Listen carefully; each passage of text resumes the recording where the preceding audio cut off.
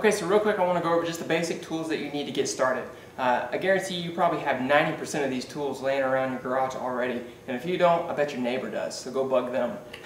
First thing you're going to want is some gloves. Anytime you're messing around with metal and you're cutting, there's little metal burrs around, you just want to have a good pair of gloves laying around.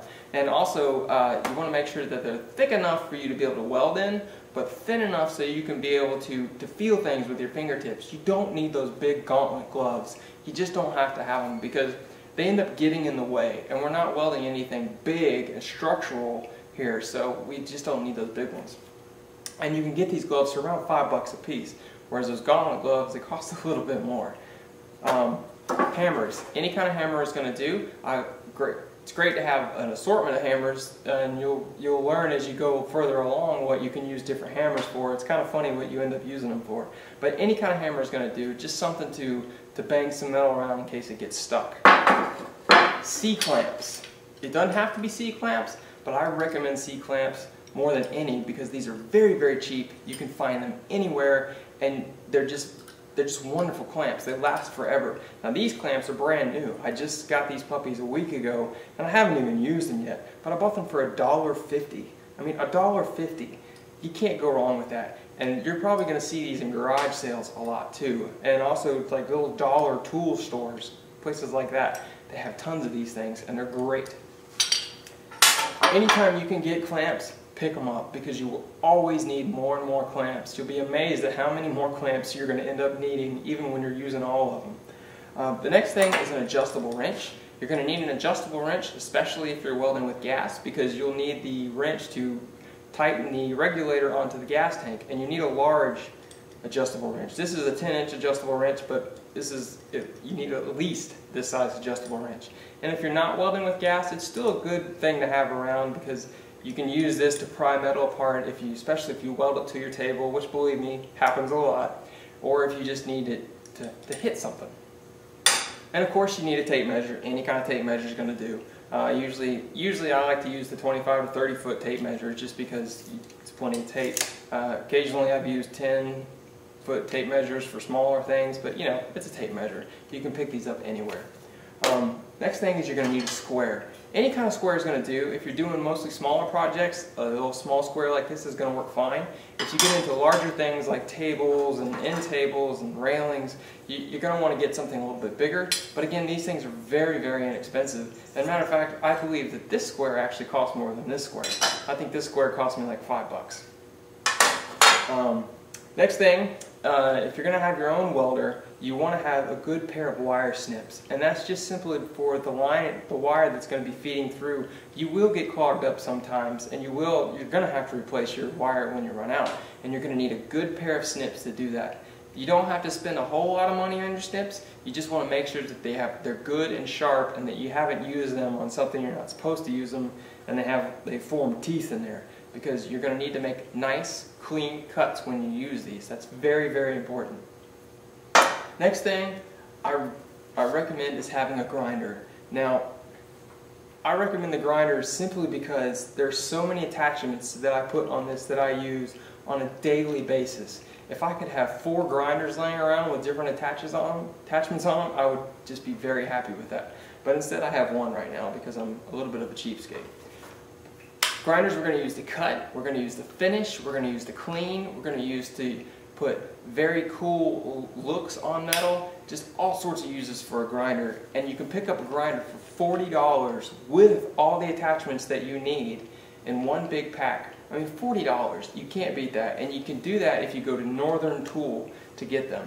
Now, I've used DeWalt, I've used Makita, I've used Milwaukee, I've used every grinder there is out there. None of them are as good as the Northern grinder. And I'm not saying that because I have a deal with Northern. I'm just telling you, $40 gets you everything. And all those other grinders, I spent $80, $100, $120, and they didn't come with any attachments. And they broke down just as soon as one of these broke down, if not sooner. So, get the $40 one. Next thing, just need something to mark with. I'm a Sharpie guy. I love Sharpies. I love the fat Sharpies. Probably just because they're kind of funny looking to me. But you can use soapstone, pencil, paint pen, whatever it is that's going to give you a marking. Keep in mind though, if you need precise cuts, that maybe you should get a scribe or use a pencil, something that gives you a nice crisp line. Whereas this, this isn't going to give me a crisp line because it has a fat end on it. But most of the time, I'm not doing anything where it's so precise that really matters. Of course, if you're doing welding, you gotta have a fire extinguisher. Always, always, always have a fire extinguisher around. It doesn't matter how confident you are in your abilities, have a fire extinguisher. There's no sense in not having one. They're $10, $15. You have one around, nothing's going to happen. As soon as you don't have one around, something's going to blow up. Now, things aren't going to go ablaze as quickly as they do in Hollywood movies. Trust me, it takes a lot for something to catch on fire. But there's no sense in risking it.